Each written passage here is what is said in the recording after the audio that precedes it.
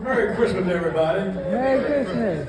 My name is Roach Brown, and I've spent over 30 years in prison. I'm representing a group called the Inner Voices, that's listed in the program. Inner Voices is a drama group that we started in Lawton back in the 70s. And they allowed us out of prison to perform plays that we wrote inside of Lawton. And we went out of prison and performed over 500 times around America from Lawton. Yes. We went out of prison, went to New York, Chicago, all across the country to perform, and went back to prison, 15 of us. And everybody had life 30, 40, 50 years. And didn't nobody escape. So on Christmas Day, President Ford gave me a pardon on Christmas Day. And every day is Christmas. I get cursed out every week. A week does not go by when I meet somebody and I say, hey, Merry Christmas. Say, you do it. But it makes me feel good. They didn't understand where I'm coming from. It doesn't even matter. It doesn't matter about your pain, your situation. If you take charge of you, our group was called the Inner Voices.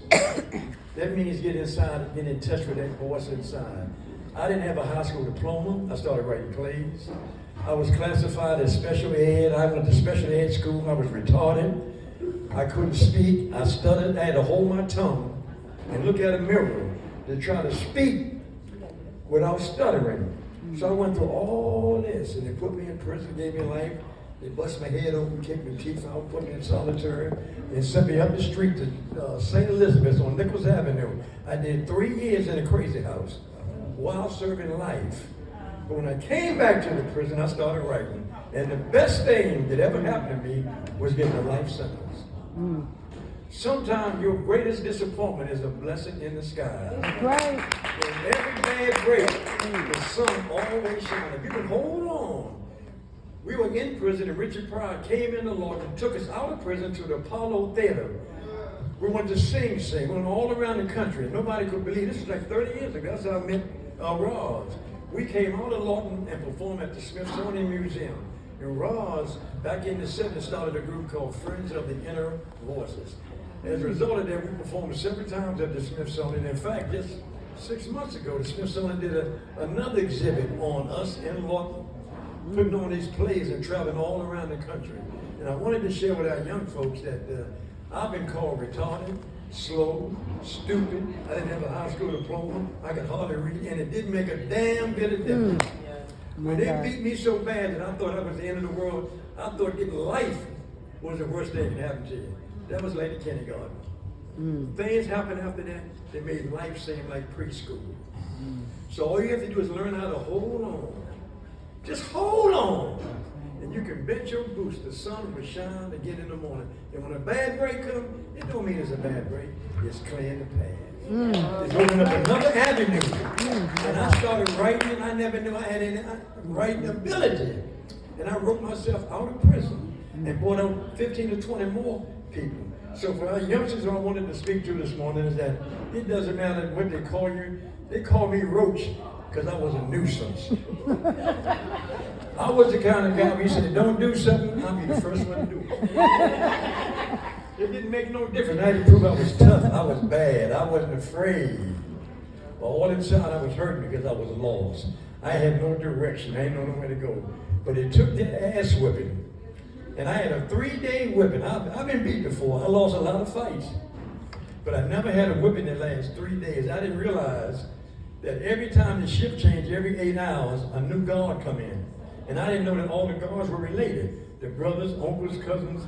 So at 4 o'clock, when the shift changed, another guard come in and say, where's that damn Roach? And they come in, and they do their little thing on me, beat me some more. And I said, hey, man, won't y'all stop? I had enough.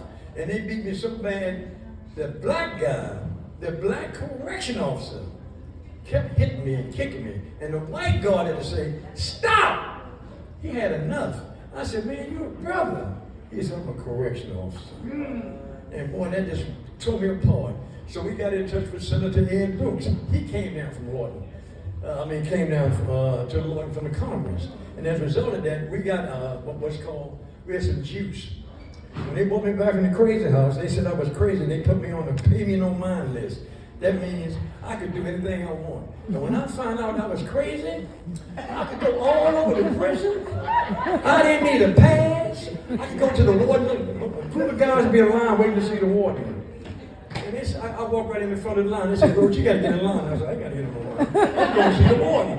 I got tape on my shirt on backwards. I got tape all around my head. Wearing this group. And everywhere I went, everybody that be in at 3:30, I could walk all over the prison by myself. Didn't nobody bother me because I was a nut. They said I was in left field. I should have been in left field. The prison became like a playground jump.